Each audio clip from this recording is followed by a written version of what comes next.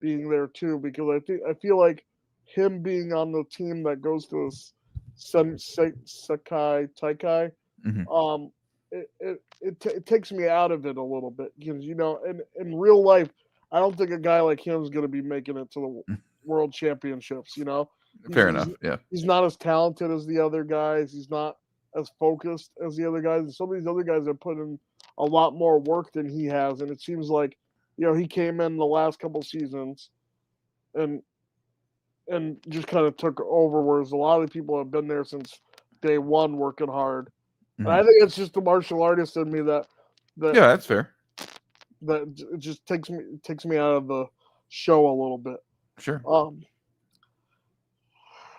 Uh. Let's see. Were you excited with what you got from part two? Yes, I actually thought they did a really good job of delivering the tournament and how everything was kind of a thing. So kind of going back to like discussing, hey, how do we feel going into the seasons? I know a lot of people were a little critical of part one, but to me, I kind of just saw it more as just they were kind of laying the groundwork. And hey, it's only one part of a 3-part season, so let's not be too quick to judge Right. and stuff like that. And part one, to me, still had its highlights, but no, I thought part two was fantastic. Speaking of martial artists, I'm still into the game myself. As I kind of told you, I just got my yellow belt on Friday, and so I'm studying Taekwondo. And one of the main influences of why I studied Taekwondo was Brandon H. Lee, who plays Quan, and Hmm. phenomenal, actor and martial artist. He did Oh, a he's very, amazing. yeah, for He's sure. amazing.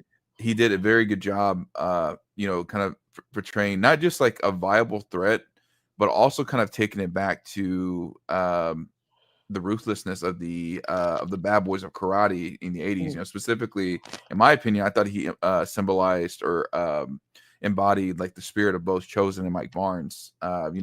Which are kind of neck and neck of like who's more ruthless, like among the fandom. So and of course, hats off to Tanner Buchanan, which I hope he goes back and gets his black belt in Taekwondo. I Mhm. remember reading before he joined the show, the guy that played Robbie, he stopped, I think, short of black belt, but I think he did a really good job too. And he's like one of the, since like season one, he's been one of the kids that's actually done like legitimate martial arts before the show. And, makes it look very believable. So I thought it was fantastic. Of course, the ending that everybody's talking about right now was really, really I think probably one of the best cliffhangers they've had since season two because Absolutely. it was very just sudden and absolute. I mean, for me, I know, again, just kind of going from the hearsay of like what I've heard in the fandom. I know a lot of people didn't like season two because it was more focused on teen drama, but I thought it was all right, and I think mainly because I've been watching it since the YouTube days. Me too. Um, Yeah.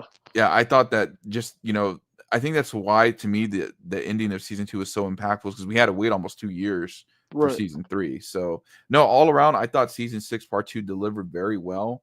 I mean, the action, choreography, the acting, the locker room scene that Miyagi-Do has before Cobra Kai always, gets me in the feels.